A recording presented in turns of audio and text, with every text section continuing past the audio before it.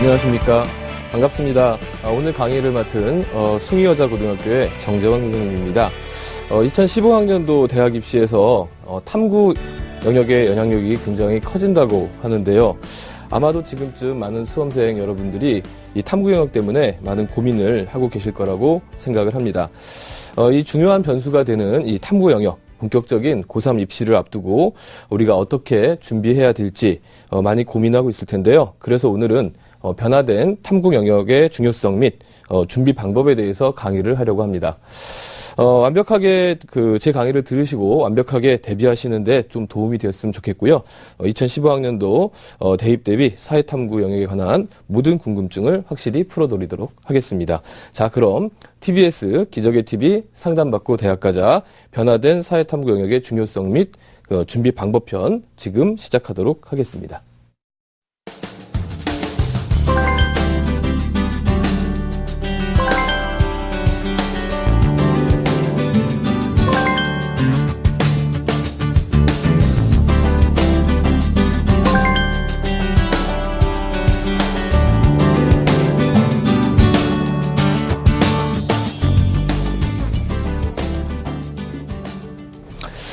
예, 앞서 오늘 강의의 내용을 쭉 보셨는데요. 오늘 강의는 먼저 사회탐구 과목의 중요성에 대해서 미리 좀 말씀을 드리도록 하겠고요.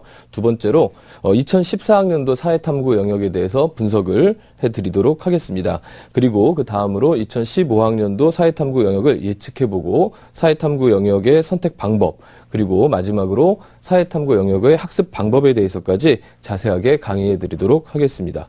먼저 2015학년도 입시를 준비하면서 예비 수험생들이 기본적으로 알아두어야 할 사회탐구 영역의 중요성에 대해서 먼저 말씀을 드리도록 하겠습니다. 한국 대교협이라고 있습니다. 대교협에 보면 대교협 사이트에 들어가시면은 각 대학의 2015학년도 입시 계획이 지금 나와 있습니다. 관심 있는 학생들을 한 번쯤 보시면 좋은데요. 그 중에 보면 학생부 교과 전형이라는 전형이 굉장히 많은 모집 인원을 갖고 있음을 알 수가 있거든요. 여기에 대해서 화면을 보면서 설명해 드리도록 하겠습니다. 화면을 보시죠.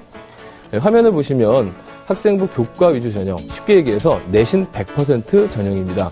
이 전형은 2014학년도에 11만 6천여 명 정도를 이 전형으로 뽑았는데 2015학년도에는 14만 5천여 명, 그래서 약 8%의 모집 인원을 증가하는 이런 모습을 지금 보여주고 있죠. 특히 이제 이 증가한 이 8%가 굉장히 중요한데요. 그동안의 이 학생부 교과 전형은 중하위권 대학들 중심으로 많이 선발을 했는데 이번에 증가한 이 8%가 대부분 중상위권 대학들이 많이 증가했기 때문에 8%가 증가를 했습니다. 그런데 이 중상위권 대학들은 내신 성적만 가지고 학생들을 뽑지 않고요. 여기에다가 수능 최저학력 기준이라는 것을 적용하면서 선발을 하고 있습니다. 따라서 학생부 교과 전형에 대한 방법을 보시면 우리 사회탐구의 중요성을 좀 더 알아보실 수가 있는데요. 학생부 교과 전형 방법에 대해서 화면을 통해서 확인해 보시죠. 지금 두 개의 대학은 그냥 학생들의 예를 돕기 위해서 제시한 대학들입니다. 먼저 중앙대학교를 보시면요. 학생부 교과 전형, 인문계는 3개 영역 등급합 6 이내, 자연계는 2개 영역 2등급 이렇게 되어 있고요. 한국외국어대학교는 역시 학생부 100% 전형에서 사회탐구 영역을 포함해서 2개 영역 등급합 4 이내라는 이런 모습들 보여주고 있지요. 따라서 이제 요것을 좀 더 우리가 좀 생각해 보면은 수능 최저 학력 기준에서는 4개 영역을 다 반영하는 것이 아니고 2개 내지 3개 영역만 반영을 하게 된다. 만약에 2개 영역을 반영을 하게 된다. 그렇게 되면 사회탐구 영역이 차지하는 비중이 얼마나 되겠습니까? 그렇죠. 50%까지 차지하게 되는 그런 셈을 우리가 보여줄 수 있습니다. 예를 들어서 내신 성적이 굉장히 탁월한 학생이 있어요. 그런데 이 학생이 수학하고 영어 성적은 아무리 공부를 해도 3등급, 4등급이 나옵니다. 그런데 이 학생이 외대나 중앙대 같은 두 개 영역 합 4, 두 개 영역 합, 세 개 영역 합 6 이런 대학을 가기 위해서는 탐구 영역에서 반드시 2등급 이상이 나와야만 수학, 영어에서 안 나오는 부분을 만회할 수가 있죠. 그래서 국어 영역 열심히 해서 2등급 받고, 그리고 사회탐구 영역 열심히 해서 2등급 이상 받으면 두 개 영역 합 4가 나오지 않습니까? 이럴 때는 합격이 가능한데, 사회탐구 영역을 소홀히 했다가는 어떤 일이 벌어질지, 생각만 해도 끔찍할 것 같습니다. 예, 그 다음에 그 수시 최저학력 기준을 반영하는 대학들 중에서도 또 하나 우리가 살펴볼 게 있는데요. 그것은 이제 사회탐구 영역을 두 과목을 반영하는 것이 두 과목을 한 개 영역으로 인정하는 것이 아니라 한 과목을 한 개 영역으로 인정하는 대학들도 있다는 사실입니다. 놀라운 사실 아닙니까? 수시 최저학력 기준 반영할 때에 몇몇 대학들이 사회탐구를 한 과목만 반영을 한다고 밝히고 있는데요. 이 내용을 살펴보면 아마 학생들이 그런 대학들은 다 그냥 중하위권 대학들일 거야 이렇게 생각할지 모르지만 놀랍게도 그 대학에는 연세대학교, 논술 전형에만 해당이 되는데요. 연세대학교, 성균관대학교, 중앙대학교, 인하대학교 이런 대학들이 사회탐구 영역에서 한 과목만을 반영해서 한 개의 영역으로 인정을 해줍니다. 그 밖에도 서울과 수도권에 보면은요, 삼육대학교, 서경대학교, 수원대학교, 안양대학교, 인천대학교, 한성대학교 이런 대학교들이 한 과목을 한 개 영역으로 반영함으로써 이럴 경우에는 사회탐구 영역이 실질적으로 약 75%의 비중을 차지한다. 이렇게 우리가 확인해 볼 수 있겠습니다. 또한 정시 반영 비율을 살펴보면요. 정시에서 사회탐구 영역이 반영되는 것은 평균적으로 보면 한 25% 미만입니다. 보통 한 15% 정도 반영을 하는데요. 그런데 경우에 따라서는 그 세 개 영역만 반영하는 정시에서도 세 개 영역, 그러니까 국어, 영어, 수학, 사탐 중에 세 개 영역만 반영하는 대학들이 있거든요. 이럴 경우에는 사회탐구 영역의 반영 비율이 25%가 아니라 33.3%까지 올라가게 됩니다. 그러면 이런 사회탐구 영역에서 사회탐구 영역을 한 개의 영역으로 완전히 인정하는 이런 대학들은 도대체 어떤 학생들에게 희망이 있느냐? 바로 문과에서는 수학을 못 본 학생들, 이런 학생들에게 희망을 주는 대학들이죠. 그럼 여기에 수능 3개 반영 대학들이 어디가 있는지 한번 살펴보도록 하겠습니다. 화면을 보시겠습니다. 예, 수능 3개 영역 반영 대학들입니다. 이런 일이 있다는 거, 이런 대학들이 있다는 거 학생들이 많이 모르던데요. 모르는 학생들도 많은데 잘 살펴보시고 자기에게 필요한 부분들을 잘 캐치해내시기 바랍니다. 우선 서울에서는요. 덕성여대, 삼육대, 서울기독대, 서울여대, 성공회대학이 3개 영역을 반영하고요. 그 다음에 수도권에서는 주요 대학만 살펴드리면 강남대, 대진대, 성결대, 용인대, 차의과대, 한신대, 협성대 등 생각보다 많은 대학들이 3개 영역을 반영을 하면서 수학 대신에 사회탐구를 33.3% 반영하는 대학들이 있습니다. 그리고 이 사회탐구 영역이 대학을 이제 이런 평가를 해요. 입시 전문가들은 사회탐구 영역이 그럼 얼마나 중요하냐? 대학을 붙여주느냐? 사회탐구 영역이 대학을 합격시켜주지는 않습니다. 이건 분명한데요. 그런데 사회탐구 영역이 대학을 떨어뜨릴 수는 있다. 이렇게 그 입시 전문가들이 얘기를 하고 있습니다. 그래서 사회탐구 영역을 잘 보면 원하는 대학에 갈 수 있고요. 요거 못 보면 발목 잡힐 수 있다 해가지고 합격과 불합격의 캐스팅 보드라고 얘기할 수가 있는데요. 이런 사례가 있습니다.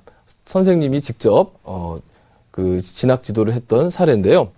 어떤 학생이 모 국립대학교 사범대학에 그 전형에 이제 지원을 했어요. 근데 여기 최저학력 기준이 4개 영역 평균 3등급이었거든요. 이 학생이 시험 굉장히 잘 보고 나머지 시험 다 잘 보고 이제 최저학력 기준만 통과하면 합격을 하는 조건부 합격에 해당이 되었습니다. 그런데 수능 성적표를 수능 가채점을 해보니까 국어하고 그러니까 당시 언어 영역이었는데요. 언어 영역과 외국어 영역은 3등급, 그다음에 수리가 5등급, 사회탐구는 한 과목은 1등급이 나왔는데 한 과목이 1등급과 2등급 사이에 경계선이었어요. 어떤 입시기관에서는 이 점수면 1등급이다. 어떤 입시기관에서는 이 점수면 2등급이다. 이렇게 나와 있는 그런 상황이었는데 나중에 성적표를 받아보니 불행히도 한 과목이 2등급이 나왔습니다. 그래서 사회탐구의 평균이 1.5등급이 되면서 전체 평균이 3등급이 약간 안 됐습니다. 그래서 이제 수시에서는 떨어졌죠. 여기까지는 불행이죠. 그런데 정시로 갔더니 정시에서 이 학생이 수학을 못 받지 않습니까? 수학을 반영하지 않고 국어, 영어, 탐구만 반영하는 대학들이 있더라는 거예요. 그래서 그 대학에 지원을 해보니 사회탐구 경력이 굉장히 높다 보니까 국어와 영어가 3등급이지만 어느 정도 사회탐구로 커버가 돼서 4년제 대학, 인서울 4년제를 무난히 합격한 이런 사례가 있고요. 그 다음에 가깝게는 2014학년도 입시, 그러니까 작년도 입시에서요. 서울대학교의 경우에 그 서울대학교에서 지정하는 과목이 여러분들 무엇인지는 알고 계시죠?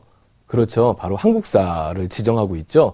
그리고 서울대학을 지원한 학생들이 굉장히 많이 쓰는, 시험 보는 과목이 뭐냐면 또 경제입니다. 그래서 한국사와 경제를 서울대학교를 보는 학생들은 한국사와 경제를 선택하는 경우가 많은데 공교롭게도 작년에 한국사하고 경제가 뒤에 가서 살펴보겠지만 만점이 굉장히 많이 나왔어요. 거의 8점대 후반, 그러니까 거의 9%, 그러니까 10% 응시자의 10% 가까이가 만점이 나왔거든요. 근데 서울대학교의 모집 정원은, 인문계 모집 정원은 한 300여 명밖에 안 됩니다. 그런데 만점자는 두 과목 동시 만점자가 거의 1000명 가까이 나오게 된 거죠. 따라서 사회탐구에서 한 과목만 한 문제만 틀렸다 하더라도 서울대학교 합격을 보장할 수가 없는 2014년도에 그런 사례를 우리가 확인할 수가 있습니다. 따라서 사회탐구 영역이 이렇게 별거 아닌 것처럼 보이지만 엄청난 캐스팅 보트의 역할을 한다는 거 우리 학생들이 꼭 유념해 주셨으면 좋겠습니다. 또한 예체능 학생들에게 이 사회탐구도 굉장히 중요한데요. 물론 예체능 학생들이 예체능을 지원한 학생들이 공부를 잘하는 학생들도 있지만 대부분 실기 중심으로 대학에서 입시를 하다 보니까 학생들이 실기의 비중을 높이다 보면 공부에 아무래도 다른 국영수 공부에 등한시하게 되죠. 그런데 최근에 이 예체능에서 어떤 일들이 있냐면 예체능에서도 실기 없이 뽑는 전형들이 좀 많이 늘어났고요. 또 수시에서 실적 가지고 뽑는 전형도 많이 늘어났어요. 따라서 정시의 모집 인원이 굉장히 줄었거든요. 그러니까 정시 경쟁률이 치열해졌죠. 예체능을 준비하는 학생들은 여전히 많이 있는데 경쟁률이 치열하다 보니까 또 이 예체능을 준비하는 학생들의 실기력은 상당히 비슷해져 가고 있는데 경쟁률이 치열하다 보니까 자연스럽게 예체능에서의 합격의 변별력이 어디서 나오게 되냐면 수능에서 나오게 되는 거예요. 근데 보통 예체능이 수능을 반영할 때는 4개 영역 중에 2개 영역만 반영을 하거든요. 그럼 앞서서 수시 최저학력 기준처럼 사회탐구의 비중이 또 그만큼 올라가게 되는 겁니다. 특히 예체능 인서울 하려면 요즘에 3등급 2개 나와야 되거든요. 근데 3등급 2개 나오려면 예체능 하는 학생들이 그 국영수에서 3등급 2개 나오기가 쉽지가 않습니다. 하나 정도 나올 수는 있고요. 사회탐구 열심히 해서 3등급 맞추면 무난하게 그 예체능에서 요구하는 정도의 수준을 확보할 수가 있게 되죠. 따라서 예체능에서 사회탐구는 절대적으로 중요하다. 알아두시면 좋겠고요. 그 다음에 사회탐구는 어떻게 보면 하위권 학생의 희망이 될 수가 있습니다. 왜 그러냐면요. 그 전문대학교 입시에서는 한 과목만 반영하는 대학이 굉장히 많아요. 특히 서울권 전문대는 그렇지 않은데 경기도에 있는 전문대학들은 대부분 4개 영역 중에 1개만 반영하는 경우가 굉장히 많이 있습니다.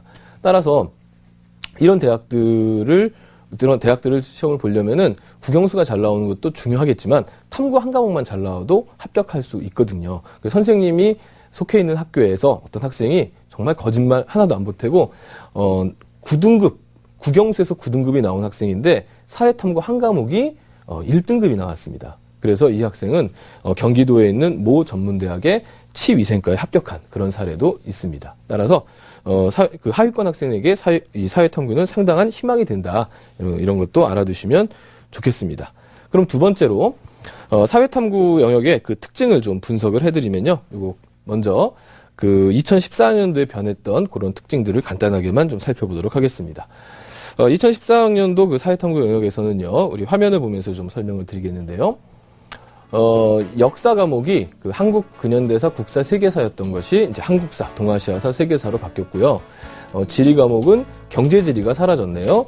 일반 사회에서는 정치와 법과 사회가 별도의 과목으로 있었는데 이번에 두 개가 합쳐져서 법과 정치라는 과목이 되었습니다.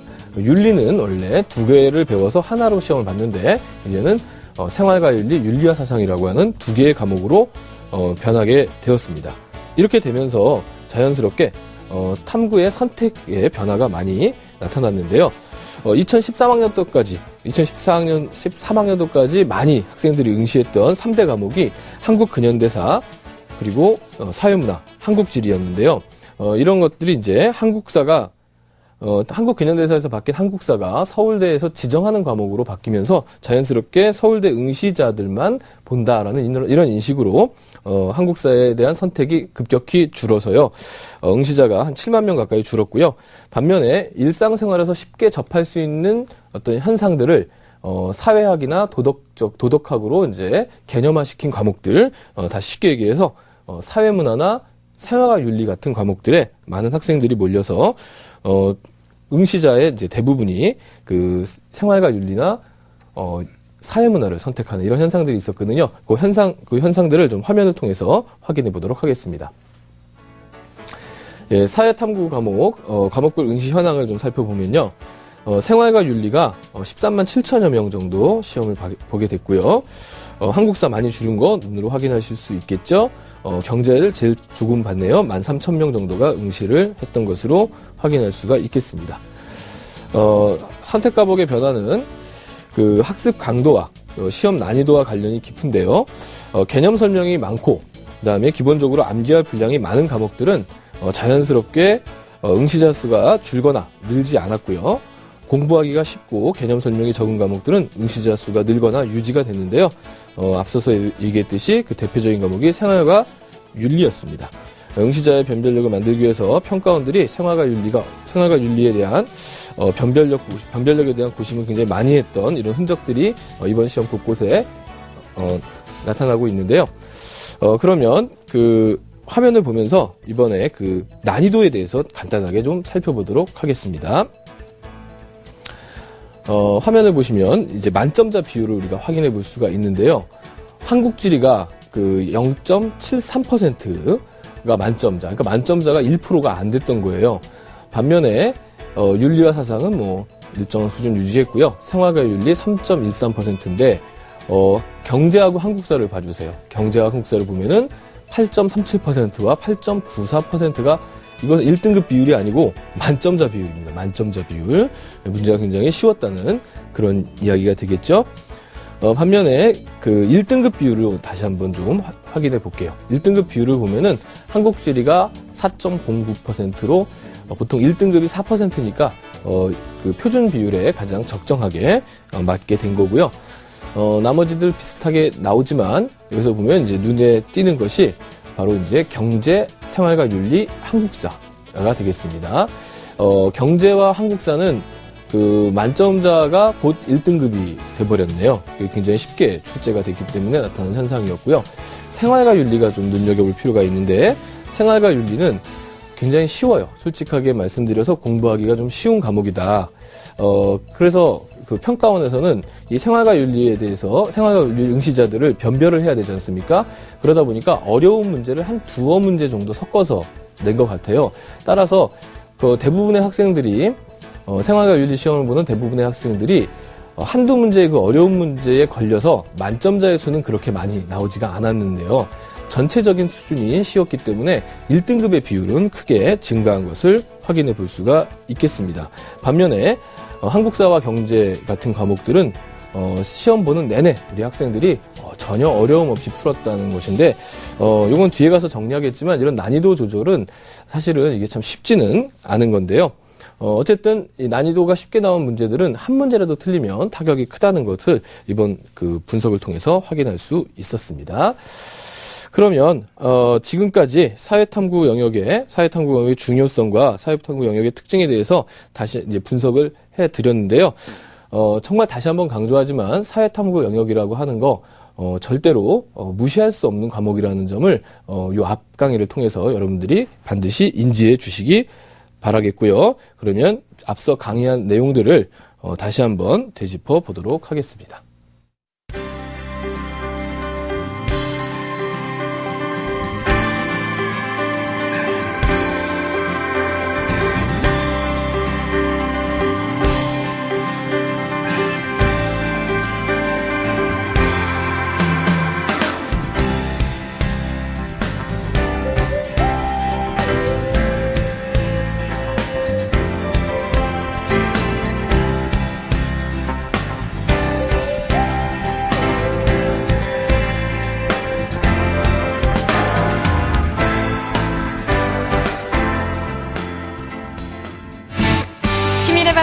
TBS가 2015학년도 대학 입시 정보 설명회를 개최합니다.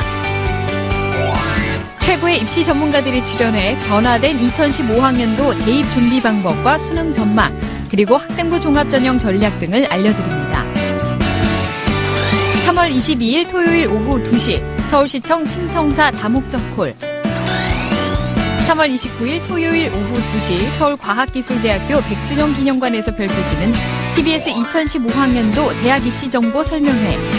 문의 전화는 02-312-5441번에서 2번까지며 참여 신청은 TBS 교통방송 홈페이지를 통해 가능합니다. TBS와 함께 2015학년도 입시를 발빠르게 준비하시기 바랍니다. 본 입시 설명회는 무료로 진행됩니다.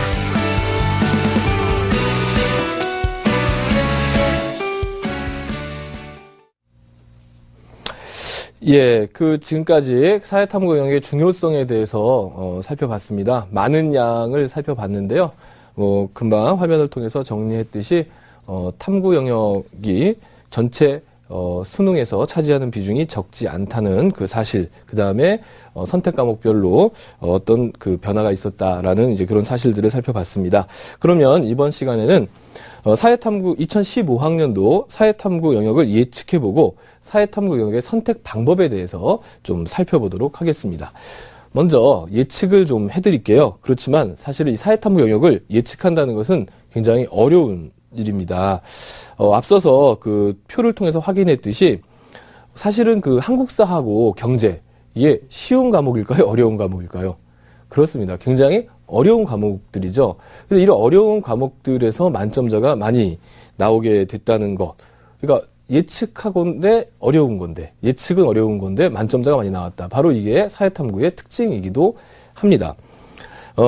한국사 같은 경우에는 서울대학교에서 지정을 하면서 이 평가원에서는 한국사의 난이도 조정에 굉장히 신경을 많이 써요. 그래서 굉장히 디테일한 문제들, 아주 교과서를 보면은 그 날개 부분이라고 하는데 날개 부분에 아주 잔 설명들 이런 것들을 그런 것들에서도 막 출제를 하고 막 그렇게 출제를 하더라도 학생들이 또 잘 풀어내기도 하고 막 이렇습니다. 반면에 이제 그동안 이제 많은 학생들이 잘 봤던 한국 지리 같은 경우에 만점자가 1%도 안 되는 그런 결과가 나왔죠. 그럼 이런 경향은 2015학년도에도 계속 될 것인가? 그러면 이제 우리 학생들이 그래 한국 지리가 어려웠으니까 나는 한국 지리를 선택하지 않을 거야. 경제가 만점자가 많았으니까 난 경제를 선택할 거야. 이것이 과연 옳을까요? 꼭 그렇지는 않습니다. 몇 년 전에 정치 과목에서 원점수 35점이 1등급 커트라인인 적이 있었어요. 굉장히 어려웠던 거죠. 그래서 학생들이 그 다음에 선택이 많이 줄었는데 그 다음에 난이도가 굉장히 쉬워지면서 갑자기 48점이 1등급 등급 컷이 된 이런 사례도 있습니다. 이처럼 사회탐구 영역의 난이도에 대한 그 결과는 예측이 불가능하다. 이렇게 좀 말씀을 먼저 드릴 수 있겠고요. 특히 이제 한 해 동안에 이제 그 평가원에서 출제를 하면서 2014년도에 너무 쉬웠어. 2015년도에는 몇 개 좀 어렵게 내야 돼. 이렇게 하다 보면 한두 문제 어려운 것들이 갑작스럽게 학생들에게 큰 부담이 돼가지고 전체적인 시험 난이도가 어려운 것처럼 느껴질 때가 있고요. 또 사람에 따라서 또 느낌에 따라서 우리 수능 끝나고 나면은 인터뷰할 때 이러잖아요. 어떤 학생들이 쉬웠습니다. 어떤 학생들은 어려웠습니다. 얘기가 다 다르잖아요. 이것처럼 개개인이 느끼는 체감 난이도도 다르기 때문에 결과만 가지고 사탐을 선택한다는 것은 굉장히 위험한 일이고요. 그렇지만 이제 분명한 것이 한 몇 가지가 나오죠. 보통 이제 탐구 같은 경우는 이 해거리를 한다라고 할 정도로 한 번 좀 쉽게 나오면 한 번 좀 어렵게 나오는 이런 현상들이 있다는 사실이 하나 이제 그냥 경향성이죠. 이게 뭐 법칙은 아닌데 이런 경향들이 좀 보이고 있고요. 또 하나는 이건 중요한데요. 어떤 사회 탐구 영역이든 1등급을 받기 위해서는 최소한 몇 점 이상 받아야 된다라는 사실이 사실 나오고 있습니다. 그럼 화면을 보면서 한번 살펴보도록 하겠습니다. 원점수 1등급 커트라인을 추정했습니다. 평가원에서 나오는 원점수 1등급 컷은 1등급 커트라인은 표준 점수로 나오기 때문에 원점수는 우리가 역추적해 본 것인데요. 한국지리가 만점자가 1%도 안 나왔던 한국지리는 47점이고요. 그 다음에 생활과윤리는 47점, 윤리와 사상도 47점이고요. 경제하고 세계사하고 한국사가 50점이 나왔네요. 만점이네요. 따라서 분포들을 보면은 50점에서 47점 사이가 1등급 컷이다. 다시 말해 최소한 어떤 과목이든 47점 이상은 받아야만 1등급을 받을 수 있다. 그럼 47점이면은 문제 개수라면 어떻게 될까요? 바로 20문제 중에서 19문제를 맞춰야 되는 것이고 2점짜리 하나를 틀리면 48점이 되는 거고요. 3점짜리 하나를 틀리면 47점이 되는 겁니다. 따라서 일정 정도 19개 정도는 맞춰야만 사회탐구에서 1등급을 받을 수 있다라는 사실은 우리가 확인해 볼 수가 있겠습니다. 그렇다면 이렇게 복잡하고 예측 불가능한 사회탐구 영역을 우리가 어떻게 선택을 해야 되는가? 이 부분 선생님이 아주 좀 밀도 있게 준비했으니까 잘 보시고 여러분들이 잘 판단해 보시기 바라겠습니다. 우선 선택 방법의 첫 번째 방법은요. 제일 좋은 것은 좋아하는 과목을 선택하라입니다. 좋아하는 과목을 선택하라. 너무나 당연한 이야기가 될 텐데요. 좋아하면은 더 많이 보이죠. 더 깊게 보이고요. 좋아하는 친구, 좋아하는 영화, 좋아하는 연예인, 굉장히 좋아하면은 더 많은 내용들이 보이듯이 자신이 좋아하는 과목이 있으면 그 과목에 대해서 이해도도 빨라지고 그다음에 폭이 넓어지면서요. 또 국영수 공부하기 우리 힘들 때 많잖아요. 그래서 국영수 힘들게 공부하다가 중간중간에 내가 좋아하는 사탐 과목을 끼워서 공부를 하면은 수험 생활에 전체적인 활기를 줄 수도 있고 고득점에도 크게 도움이 됩니다. 그래서 좋아하는 과목을 선택하라를 먼저 여러분들에게 꼽아 드리도록 하겠습니다.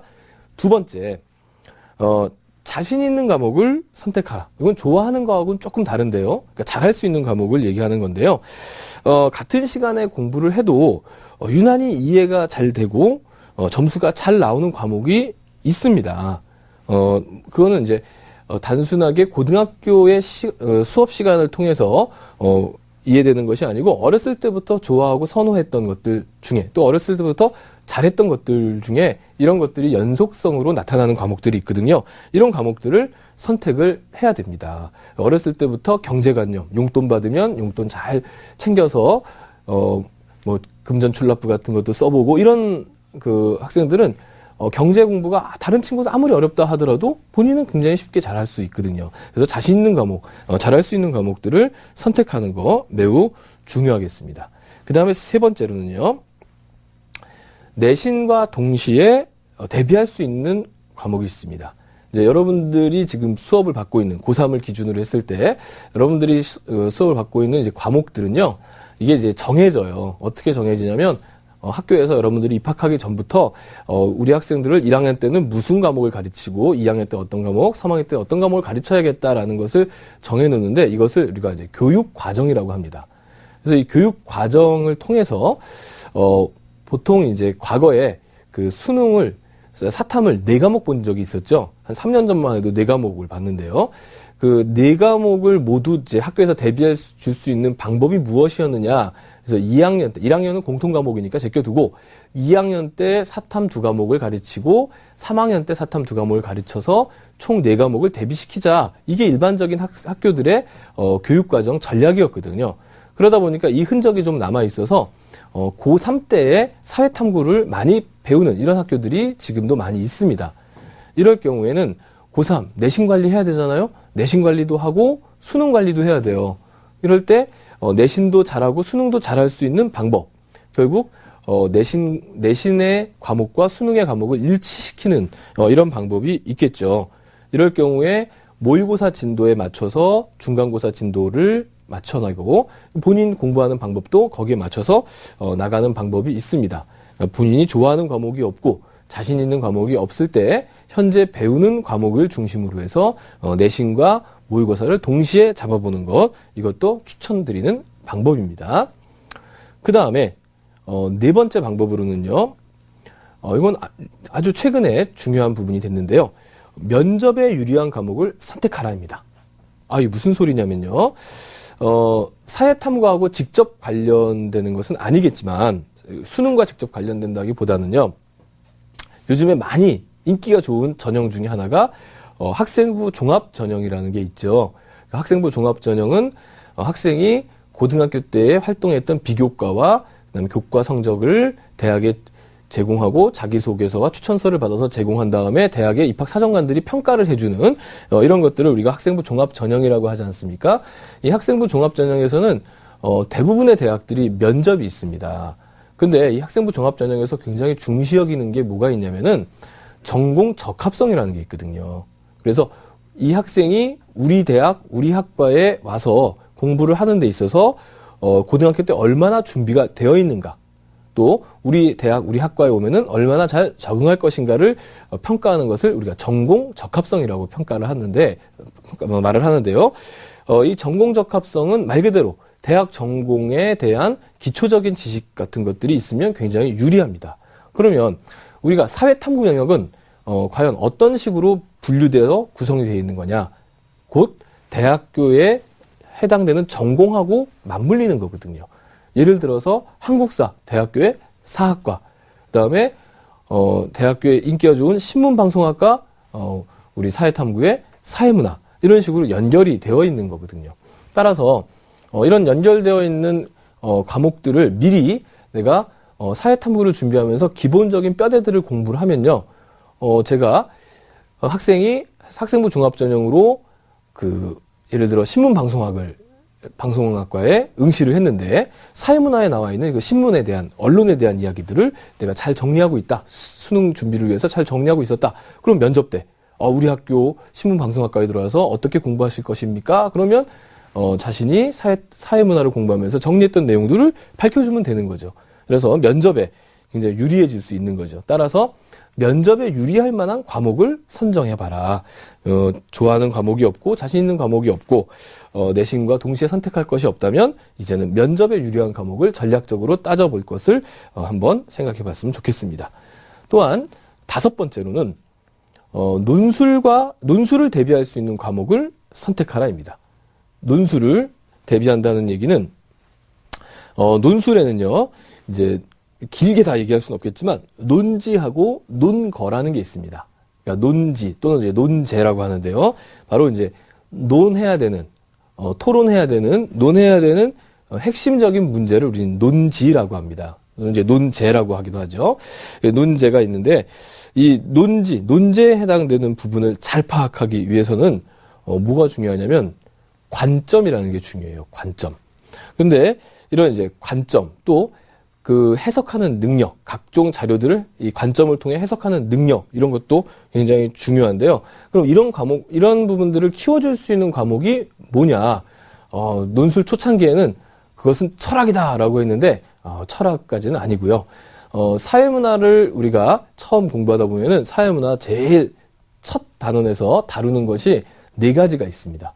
그게 뭐냐면, 하나가 사회현상과 자연현상을 구분하는 거고요. 또 하나가 사회 현상을 바라보는 시각으로서 갈등론적 시각과 기능론적인 시각, 이 2가지를 이제 구분하는 거거든요. 여기서 이제 관점이라는 것들이 나타나게 됩니다. 그래서 기능론, 갈등론의 관점들, 또 그 안에서 사회 현상을 바라보는 시각들, 사회 문제를 인식하는 방법들, 그것의 해결책을 제공하는 방식들, 이런 것들을 사회문화의 그 관점을 통해서 우리는 습득할 수가 있거든요. 또 거기에 나와 있는 각종 통계 자료들을 분석하는 방법들도 또 굉장히 큰 도움이 됩니다.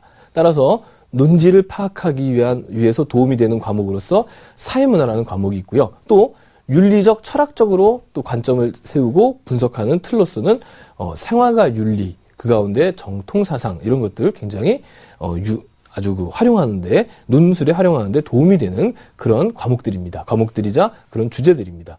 따라서 논술을 준비할 때 준비한 학생들이 사회문화나 생활과 윤리를 공부하는 것은 도움이 되겠습니다. 또 하나, 논거라는 게 있습니다. 논거는 내가 주장하는 것에 대한 논리적 근거, 증거 자료를 얘기하는 거죠. 그러니까 증거 자료, 다시 말해서 사실, 영어로는 이제 팩트죠, 팩트.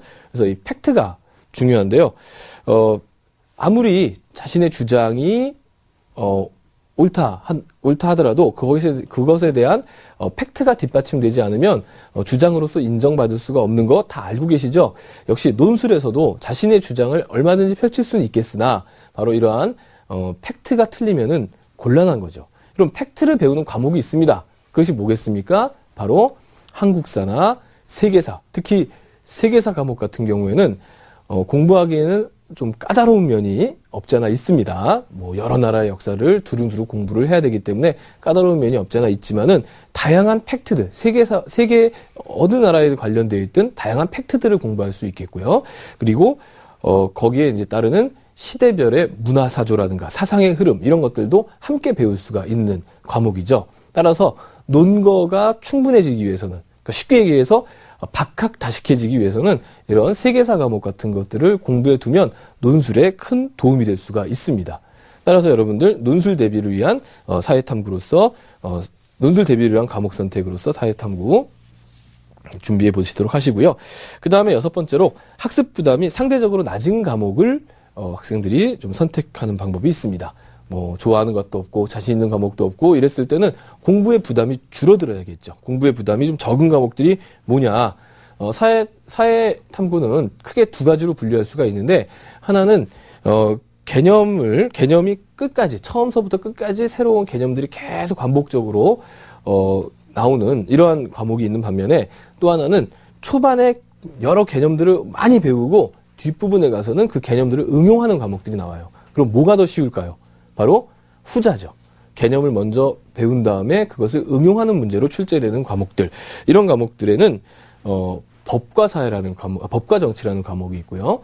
그 다음에 정치 과목, 그 법과 정치라는 과목이 있고, 그 다음에 사회문화 또 나왔네요. 사회문화. 그 다음에 이제 윤리 과목, 이런 과목들은 앞부분에 이제 개념들을 많이 다룬 다음에 뒤에 가서는 그 개념을 적용하는 형태로 나타나게 됩니다. 시험 문제에서도 보면은 대부분 개념을 암기해서 푸는 문제보다는 개념을 이해한 상태에서 주어진 자료를 보고 그 상황을 해결하는 문제들이 많이 있거든요. 이런 과목들은 머리를 좀 써야 돼서 그게 좀 부담이 될 수 있을지는 모르지만 공부하는 데 있어서는 조금 더 수월한 이런 과목들입니다. 그래서 학습 부담이 상대적으로 낮은 과목들, 사회문화나 윤리 같은 과목들이 있다는 거 알려드리겠고요. 이런 거 선택할 때 도움이 되시기 바라겠고요.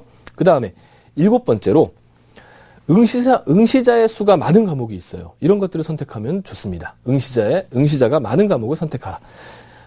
잘하는 것도, 좋아하는 것도, 어떤 시험을 대비할 것도 없다면은, 한두 문제 실수해도 상대적으로 성적이 덜 떨어지는, 이런 과목을 선택하는 것이 좋죠.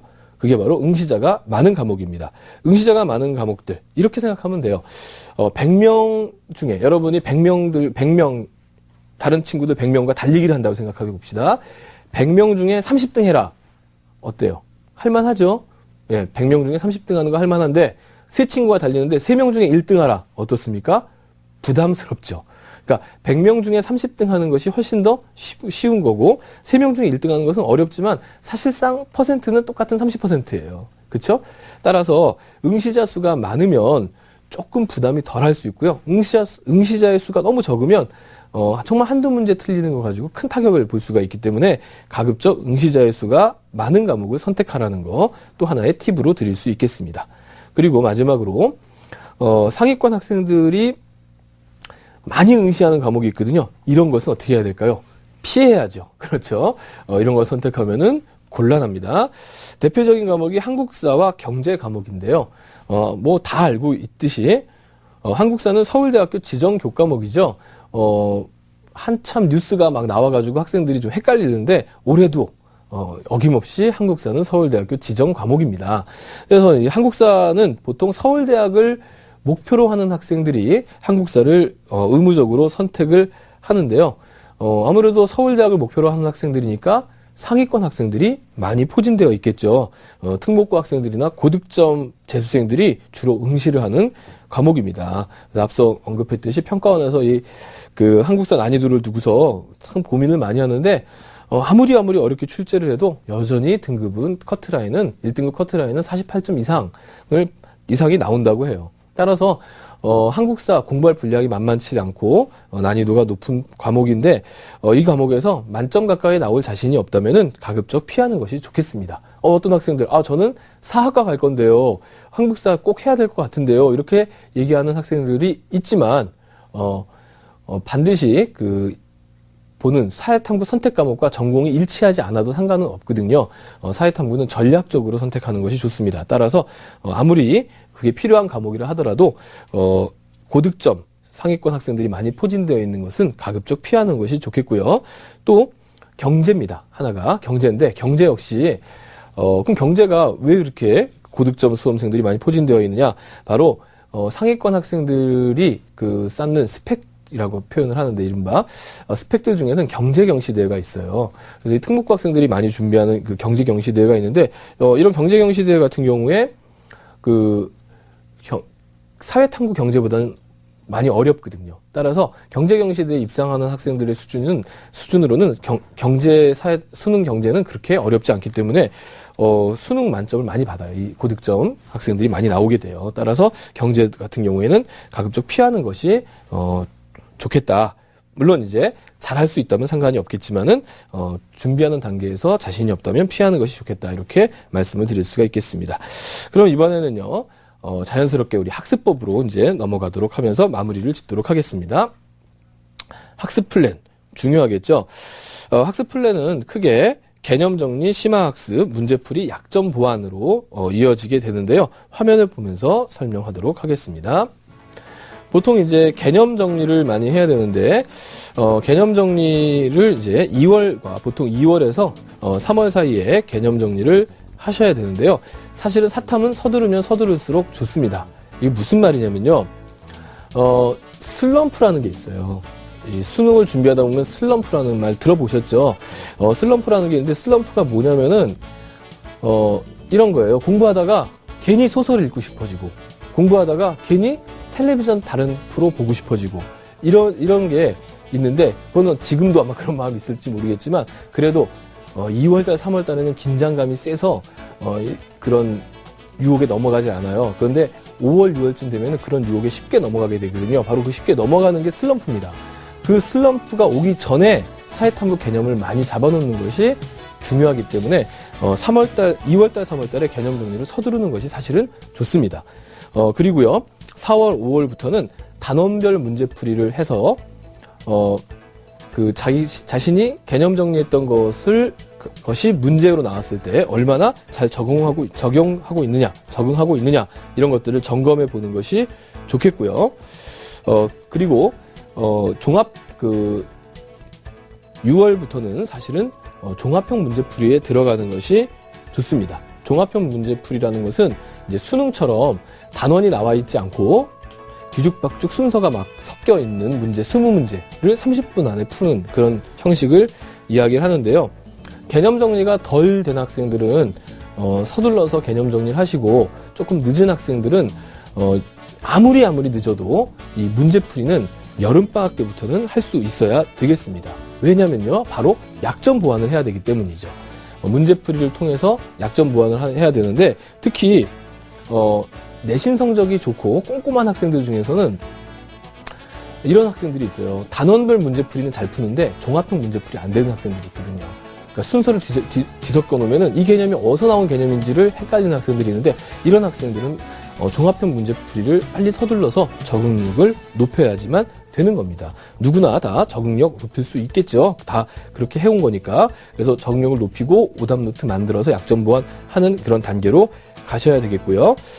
그리고 이제 교재 선택에 대해서 좀 말씀을 드리면요. 교재, 어떤 교재를 선택해야 될까요? 서점에 가니까 정말 수많은 교재들이 있고 EBS에도 교재들이 있는데 어떻게 할까요? 고민하는 학생들 많은데요. 제가 단언한 건데 교재는 기출문제입니다. 특히 6월, 9월 수능 기출문제 모두 다 한국교육과정평가원에서 출제가 되는 문제들이거든요. 출제자도 동일합니다. 물론 이제 풀이 있어서 출제자들을 바꿔가면서 출제를 하긴 하지만은 거의 같은 선생님들이 출제를 하게 되는데요. 따라서 그 기출문제를 풀어보는 것이 그 수능의 경향성을 이해하는 데 가장 도움이 되고요. 또 이런 게 있어요. 평가원의 원칙이 하나 있어요. 수능의 원칙이 뭐냐면 동일한 문제를 출제하지 말아라. 그런데 동일한 문제가 뭐냐? 중요하지 않은데 반복적으로 출제되는 것을 동일한 문제라고 그래요. 그러면 반대로 중요한데 계속 출제되는 거, 그것은 동일한 문제가 아니랍니다. 따라서 중요한 문제들은 반복적으로 나오기 때문에 기출 문제를 통해서 중요한 문제가 무엇인지 보통 20문제 중에 16, 17문제는 그런 반복적으로 중요한 문제들이 나옵니다. 그것을 점검하셔야 되겠고요. 그 다음에 이제 또 하나가 EBS입니다. EBS. EBS인데 EBS를 외워야 된다. EBS를 뭐 통째로 공부해야 된다. 이거는 사실은 좀 아니고요. EBS는요, 이제 수능 평가원 출제 원칙 중에 이런 게 있어요. 일반 그 사 기업에서 나오는, 사 출판사에서 나오는 그 문제집에 나와 있는 도표라든가 자료는 절대로 수능에 출제돼서는 안 된다. 이런 원칙이 있는데 단 EBS 교재에 나와 있는 도표나 자료들은 인용될 수 있다. 이렇게 평가원의 원칙이 있습니다. 따라서 EBS 교재를 여러분들이 암기하고 이것을 외워야지 하는 이런 부담보다는 EBS 교재에 나와 있는 자료 같은 것이 활용될 수 있다라는 마음으로 그냥 풀어보세요. 풀어보시면서 적용하면 됩니다. 따라서 EBS 연계율에 지나치게 신경 쓰지 마시고요. 그리고 또 어차피 EBS 교재 자체가 무엇을 토대로 했겠습니까? 그렇죠. 바로 교과서를 토대로 만들어진 교재잖아요. 따라서 EBS에 너무 집착하실 필요는 없습니다. 특히 국영수의 EBS하고 사회탐구의 EBS는 또 다른 개념이거든요. 그러니까 EBS에 너무 부담 갖지 마시고 그냥 가볍게 푸시면 좋을 것 같습니다. 이제 마지막으로요. 그 공부 시간에 대해서 말씀을 드리겠는데요. 사회탐구 영역 중요하죠. 따라서 여러분들에게 안내해 드릴 것은 하루에 30분 이상 꾸준하게 할 것을 좀 부탁드리도록 하겠습니다. 절대 빼먹지 마시고 꾸준하게 한다면은 좋은 결과 있을 것이라고 보고요. 예, 지금까지 2015 사회탐구 영역 예측 및 사회탐구 영역 선택 방법과 학습법에 대해서 살펴봤는데요. 지금까지 강의한 내용을 다시 한번 살피도록 하겠습니다.